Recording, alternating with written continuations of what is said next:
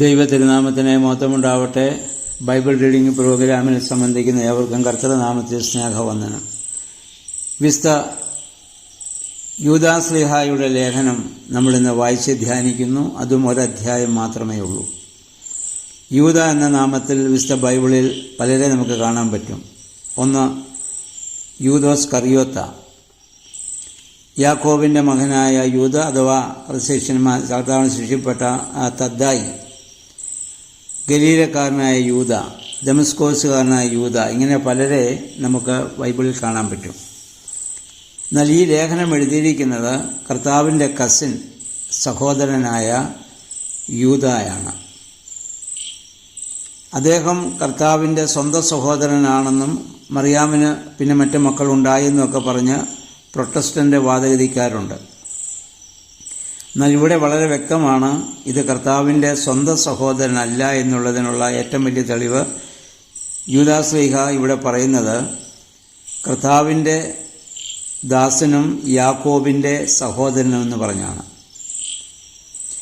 കർത്താവിൻ്റെ സഹോദരന്മാരായി വേദപുസ്തകത്തിൽ പറഞ്ഞിട്ടുള്ളത് യാക്കോബ്, യോസെ, യൂദ, ശീമോൻ എന്നിവരെയാണ്. മർക്കോസിന്റെ സുവിശേഷം 6-ാം അധ്യായത്തിൽ നമ്മൾ നേരത്തെ ആ പേരുകളൊക്കെ നമ്മൾ കണ്ടതാണ്. അതിൽ ആ യേശുവിൻ്റെ സ്വന്തം സഹോദരനായിരുന്നെങ്കിൽ യൂദാശ്ലീഹ അഭിമാനത്തോടെ ഇവിടെ പറയുമായിരുന്നു, ഞാൻ യേശുവിൻ്റെ സ്വന്തം സഹോദരൻ എന്നെഴുതുമായിരുന്നു. അവിടെ പറഞ്ഞിട്ടില്ല യേശുവിൻ്റെ ദാസനും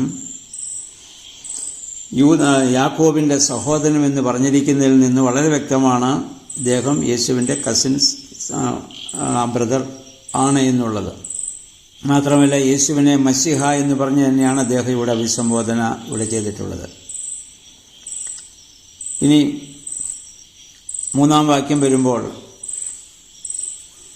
വിശുദ്ധർക്ക് വേണ്ടി ഒരിക്കലായി ഏൽപ്പിക്കപ്പെട്ട വിശ്വാസം അഥവാ ആ സത്യവിശ്വാസം, ആ വിശ്വാസമാണ് നമ്മൾ ചൊല്ലുന്ന വിശ്വാസ പ്രമാണം. അതിൻ്റെ 1-ാം കണ്ണിക പിതാവായ ദൈവത്തിലും, 2-ാം കണ്ണിക പുത്രൻ തമ്പുരാനിലും, 3-ാം കണ്ണിക പരിശുദ്ധാത്മാവിലും, 4-ാം കണ്ണിക വരാനുള്ള ലോകത്തെക്കുറിച്ചുള്ള പ്രത്യാശയാണ് വിശ്വാസ പ്രമാണം. വേദപുസ്തകത്തിൻ്റെ മുഴുവൻ ഉള്ളടക്കം ആ വിശ്വാസ പ്രമാണത്തിലുണ്ട്.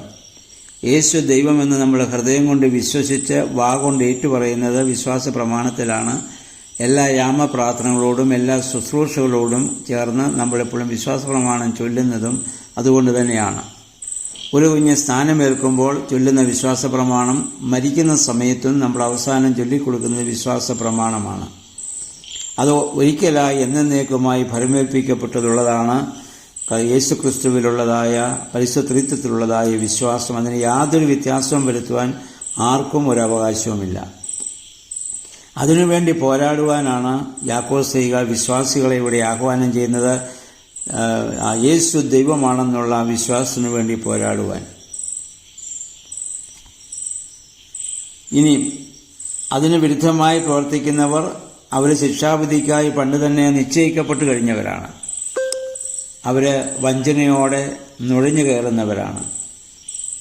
നമ്മുടെ കർത്താവും പറഞ്ഞു കള്ള ഇടയന്മാരെ പറ്റി. യോഹന്നാന്റെ സുവിശേഷം 10-ാം അധ്യായത്തിൽ യേശു പറഞ്ഞു, ഞാൻ നല്ല ഇടയനാണ്. നല്ല ഇടയൻ ആടുകൾക്ക് വേണ്ടി ജീവൻ കൊടുക്കുന്നു. നല്ല ഇടയന്റെ ശബ്ദം ആടുകൾ അറിയുന്നു. വ്യാജ ഇടയനെപ്പറ്റി പറയുന്നു, അവൻ കള്ളനും കവർച്ചക്കാരനുമാണ്, അവൻ പുറംവാതിലിലൂടെ പ്രവേശിക്കുന്നു.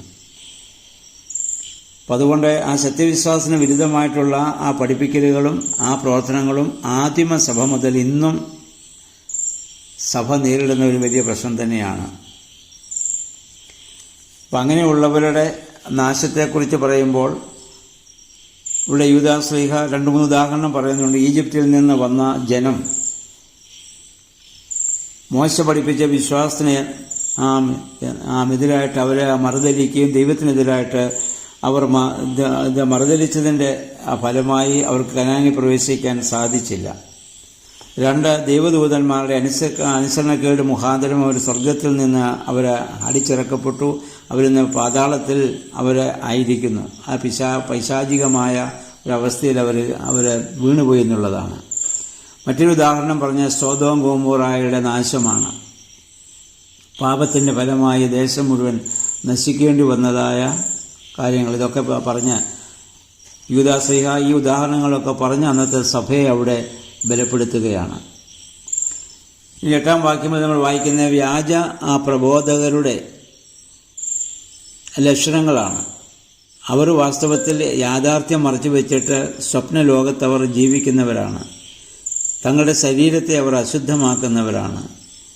അധികാരത്തെ അവർ നിഷേധിക്കുന്നവരാണ്. അല്ലെങ്കിൽ ദൈവമഹത്വം പ്രാപിച്ചവരെ അവർ നിന്ദിക്കുന്നവരാണ്. തങ്ങൾക്കറിഞ്ഞുകൂടാത്ത വേദസത്യങ്ങളെ അവർ ദുഷിച്ചു പറയുന്നവരാണ്. അപ്പോൾ അവർ വെറും മാനുഷിക ബുദ്ധിയിൽ നിന്നുകൊണ്ട് ജന്മവാസന കൊണ്ട് മൃഗങ്ങൾ പ്രവർത്തിക്കുന്ന പോലെ മാത്രം അവർ പ്രവർത്തിക്കുന്നു. അവർ പിന്നീട് 10-ാം വാക്യം വരുമ്പോൾ അദ്ദേഹം പറഞ്ഞു, കായേൻ്റെ മാർഗം പിന്തുടരുന്നവരാണ്. എന്നാൽ സഹോദരനെ നശിപ്പിക്കുവാൻ ലാഭത്തിനു വേണ്ടി വ്യാജ പ്രഭാഷണം നടത്തിയ ബിലയാമിൻ്റെ ആളുകളാണ്. അല്ലെങ്കിൽ ദൈവത്തോട് അല്ലെങ്കിൽ പൗരോഹിത്യത്തോട് മത്സരിച്ച കോരഹിൻ്റെ പുത്രന്മാരാണ്. അങ്ങനെ ഒരുപാട് ഉദാഹരണങ്ങൾ പഴയ നിയമത്തിൽ നിന്ന് യൂദാശ്ലീഹ ഇവിടെ എടുത്ത് കാണിക്കുന്നുണ്ട്. ഇനി 9-ാം വാക്യത്തിൽ പറയുന്നത് മോശയുടെ ആ മൃതശരീരത്തിനു വേണ്ടി പിശാചുക്കൾ വാദിച്ച കാര്യമാണ്. ആവർത്തന പുസ്തകം 34:5-6 മോശയുടെ മരണത്തെപ്പറ്റി പറയുന്നത്. അപ്പം ഈ ഒരു സംഭവം യൂദായുടെ ലേഖനത്തിൽ മാത്രമാണ് നമുക്ക് വായിക്കാൻ ആയിട്ട് സാധിച്ചിട്ടുള്ളത്. ഈ യൂദാശ്ലീഹ മാത്രമാണ് ഇതിനെപ്പറ്റി ഇവിടെ പരാമർശിക്കുന്നത്. പിശാചുക്കൾ മോശയ്ക്ക് വേണ്ടി വാദിക്കാൻ കാരണം ഇതായിരിക്കണം. മോശയെ ദൈവം വിളിക്കുന്നതിന് മുൻപ് മോശ വാസ്തവത്തിൽ മിസ്രയീമിനെ അടിച്ചു കൊന്നവനാണ്. അപ്പോൾ കുലപാതകനാണ്. നെബോ പർവ്വതത്തിൽ വെച്ച് മോശ മരിച്ചടക്കപ്പെടേണ്ടി വന്നത് ദൈവം പറയുന്നതിന് മുൻപ് പാറയെ അടിച്ച് വെള്ളം പുറപ്പെടുവിച്ചു എന്നുള്ളത് കൊണ്ടാണല്ലോ. അപ്പോൾ പിശാചുക്കൾ വാദിച്ചിട്ടുണ്ടാകും, ഇവൻ ഞങ്ങളുടേതാണ്, അപ്പോൾ ഇവനെ ഞങ്ങളാണ് അത് സംസ്കരിക്കേണ്ടതല്ല ദൈവദൂതന്മാർ. അപ്പം മീഖായേൽ അവരോട് വാദിക്കുന്നതായിട്ട് നമ്മളിവിടെ കാണുന്നുണ്ട്. അപ്പോൾ നമ്മൾ മനസ്സിലാക്കേണ്ടത്, നമ്മളൊക്കെ മരിക്കുമ്പോൾ ഇതുപോലെ പിശാചുക്കൾ നമുക്ക് വേണ്ടി വാദിക്കാൻ സാധ്യതയുണ്ട്. കാരണം നമ്മൾ ഈ ഭൂമി ജീവിച്ചപ്പോൾ പിശാചിന് വിധേയമായി പല കാര്യങ്ങൾ നമ്മൾ ചിന്തിക്കുകയും പ്രവർത്തിക്കുകയും ചെയ്യുന്നവരാണ്. അതുകൊണ്ടായിരിക്കണം മൃതശരീരത്തിൽ തൈലം ഒഴിക്കുമ്പോഴുള്ള പ്രാർത്ഥനയുണ്ട്, അന്തരീക്ഷത്തിൽ പതിരിക്കുന്ന ദുഷ്ടാത്മ സേനകളിൽ നിന്ന് ഈ ദാസി വഴുതി രക്ഷപ്പെടുമാറാകണമെന്നാണ് പ്രാർത്ഥിക്കുക. കാരണം എണ്ണ ഒഴിച്ച് പിടികിട്ടാത്ത പോലെ എന്നിവ അത് സിംബോളിക്കായിട്ട് ചെയ്യുന്നതാണ്. ആ പൈശാചിക പ്രലോഭനങ്ങളിൽ നിന്നുള്ള സംരക്ഷണം ഇവർക്കുണ്ടാവണം. ഓയാറിൽ പതിരിക്കുന്ന ആ ദുഷ്ടാത്മസേന എബേസ്യർ 6:10 പൗലോസ്ലീഹ പറയും, നമുക്കൊരു പോരാട്ടമുണ്ട്, ജഡരക്തമുള്ള മനുഷ്യനോടല്ല അന്തരീക്ഷത്തിൽ പതിരിക്കുന്ന ആ ദുഷ്ടാത്മസേന. അപ്പം മോശയ്ക്ക് വേണ്ടി ദുരാത്മാക്കൾ വാദിച്ചെങ്കിൽ നമുക്ക് വേണ്ടി എത്ര എതിയുമെന്ന് നമ്മൾ ചിന്തിക്കേണ്ടതാണ്. ഇത് യൂദാശ്ലീഹയുടെ ഈ ലേഖനത്തിൽ മാത്രമാണ് ഇങ്ങനെ ഒരു കാര്യം നമുക്ക് കാണാനായിട്ട് സാധിക്കുന്നത്. ഇനിയും ദുർമോഹങ്ങളിൽ ഇത് ജീവിക്കുന്നവരും അഹങ്കാരികളും മുഖസ്തുതി പറഞ്ഞ കാര്യം നേടുന്നവരും കുറ്റം പറയുന്നവരുമായ വ്യാജ പ്രസംഗകരെ കർത്താവ് ശിക്ഷിക്കുക തന്നെ ചെയ്യുമെന്ന് ഇവിടെ വ്യക്തമായി പറയുന്നുണ്ട്. ഇനി 17 മുതൽ 19 വരെയുള്ള വാക്യങ്ങൾ ക്രൈസ്തവർക്കുള്ള വലിയൊരു പ്രോത്സാഹനമാണ്. ദുർമോഹികളും ദുഷ്ടന്മാരും പരിഹാസികളും അവസാന നാളുകളിൽ പ്രത്യക്ഷപ്പെടുമെന്ന് ശ്ലൈകീക സംഘമെല്ലാം മുന്നറിയിപ്പ് നമുക്ക് തന്നിട്ടുണ്ട്. അപ്പം ആ വ്യാജ പ്രസംഗകർ, പരിശുദ്ധാത്മാവില്ലാത്തവരും സഭയിൽ ഭിന്നത ഉണ്ടാക്കുന്നവരുമായ ആളുകളുടെ ആ ന്യായവിധിയെക്കുറിച്ച് ഇനി 20 മുതൽ 23 വരെയുള്ള ഭാഗങ്ങളിൽ ക്രൈസ്തവരായ നമ്മൾ ഉള്ള 5 ചുമതലകളെക്കുറിച്ച് ഇവിടെ പറയുന്നുണ്ട്. ഒന്നാമത് പറയുന്നത് പരിശുദ്ധാത്മ നിറവോടെയുള്ള പ്രാർത്ഥനയും വിശ്വാസത്തോടുകൂടിയുള്ള അഭിവൃദ്ധി പ്രാപിക്കലുമാണ്. എപ്പോൾ പ്രാർത്ഥിച്ചാലും പ്രാർത്ഥിക്കാൻ വേണ്ടി നമ്മൾ പ്രാർത്ഥിക്കുന്നതിൽ അർത്ഥമില്ല. പരിശുദ്ധാത്മ നിറവോടുകൂടി ദൈവത്തെ മുന്നിൽ കണ്ടുകൊണ്ട് ആ ദൈവസാമീപ്യം അനുഭവിച്ചുകൊണ്ട് നമുക്ക് പ്രാർത്ഥിക്കാൻ സാധിക്കണം. 2, നിത്യജീവൻ ആവശ്യമായ കർത്താവിൻ്റെ കരുണ പ്രതീക്ഷിച്ചുകൊണ്ട് ദൈവസ്നേഹത്തിൽ നമ്മൾ ഈ ഭൂമിയിൽ നമ്മൾ ജീവിക്കണം. ദൈവികമായ സ്നേഹത്തോടെ മറ്റുള്ളവരെ കാണുവാനും അവരോട് ഇടപെടുവാനും സഹവർത്തിക്കാനും നമുക്ക് സാധിക്കണം. 3, പാപികൾക്ക് പാപബോധം നമ്മൾ വരുത്തണം. അത് നമ്മുടെ ഡ്യൂട്ടിയാണ്. കാരണം നമ്മുടെ രാജകീയ പുരോഹിത വർഗമാണ്. കർത്താവ് സ്ത്രീഹന്മാരോട് പറഞ്ഞ പോലെ എൻ്റെ പിതാവ് എന്നെ അയച്ചപോലെ ഞാൻ നിങ്ങളെ അയക്കുന്നു. സ്ത്രീഹന്മാരാൽ സഭയിൽ വിളിക്കപ്പെട്ട നമുക്കും ആ ഉത്തരവാദിത്വമുണ്ട്. ഒരുവൻ പാപത്തിൽ ജീവിക്കുന്നെങ്കിൽ അവനെ സ്നേഹബുദ്ധിയെ ഉപദേശിക്കുവാനും അതിൽ നിന്ന് അവനെ പിന്തിരിപ്പിക്കാനുള്ള ഉത്തരവാദിത്വം നമുക്കുണ്ട്. അപ്പോൾ ആ രീതിയിൽ മറ്റുള്ളവരോടുള്ള നമ്മുടെ പെരുമാറ്റം നമുക്ക് ആവശ്യമാണ്. 24-ാം വാക്യം വരുമ്പോൾ 24-25 വാക്യം എൻ്റെ സമാപന സ്തോത്രമാണ്.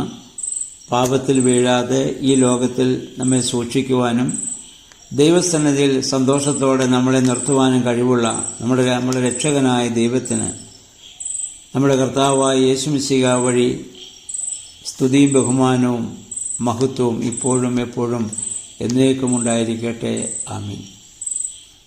ഇതാണ് യൂദാശ്ലീഹായുടെ ലേഖനം ഇപ്പോൾ ഇവിടെ സമാപിക്കുകയാണ്. ഇപ്പോൾ നമ്മുടെ പുതിയ നിയമം മത്തായിയുടെ സുവിശേഷം മുതൽ കഴിഞ്ഞ 8 മാസം നമ്മൾ വായിച്ചു. അതിൻ്റെ സമാപനത്തിലേക്ക് നമ്മൾ ഇപ്പോൾ വന്നു. ഇനി വെളിപാട് പുസ്തകമുണ്ട്, അത് നമുക്ക് പിന്നീട് നമുക്ക് ചിന്തിക്കാവുന്നതാണ്. അപ്പോൾ അതുകൊണ്ട് ഞാൻ ഇതിനു മുമ്പ് കഴിഞ്ഞ ദിവസങ്ങൾ ഓർമ്മപ്പെടുത്തിയതുപോലെ ഇനി നമ്മൾ പഴയ നിയമത്തിലേക്ക് പോവുകയാണ്. അപ്പോൾ ഓഗസ്റ്റ് മാസം 1-ാം തീയതി മുതൽ പഴയ നിയമം നമ്മൾ വായിച്ച് ധ്യാനിക്കുന്നതാണ്. അപ്പോൾ അതുമായി ബന്ധപ്പെട്ട് അതിൻ്റെ ഒരു ആമുഖ ക്ലാസ്സുകളൊക്കെ നമ്മൾ ഈ വരുന്ന 29-30 ദിവസങ്ങളിലായിട്ട് നമ്മൾ ചെയ്യാൻ ആഗ്രഹിക്കുന്നുണ്ട്. അത് സൂം മീറ്റിങ്ങിലൂടെയാണ്. അപ്പം അതുവരെയും ഈ യൂദായുടെ ലേഖനം വായിച്ചതിന് ശേഷം ബാക്കിയുള്ള 1-2 ദിവസം നമുക്കിഷ്ടമുള്ള സങ്കീർത്തന ഭാഗങ്ങളോ മറ്റു വേദഭാഗങ്ങളോ ഒക്കെ നമ്മൾ വായിക്കുക. അതിനുശേഷം 1-ാം തീയതി മുതൽ പഴയ നിയമം ഇതുപോലെ പതിവ് പോലെ ഉൽപ്പത്തി പുസ്തകം 1-ാം അധ്യായം മുതൽ നമുക്ക് വായിച്ച് നമുക്ക് ധ്യാനിക്കാവുന്നതാണ്. അതിനുവേണ്ടി എല്ലാവരും ഇത് പരിശ്രമിക്കുക, എല്ലാവരും അതിനു വേണ്ടി പ്രോത്സാഹിപ്പിക്കുക. ദൈവം എല്ലാ അനുഗ്രഹങ്ങളും നിങ്ങൾക്ക് നൽകട്ടെ എന്നുള്ള പ്രാർത്ഥനയോടെ ഞാൻ എൻ്റെ വാക്കുകളെ ഇവിടെ ഉപസംഹരിക്കുന്നു. ദൈവനാമം മാത്രം മഹത്വപ്പെടുവാൻ ഇടയാവട്ടെ.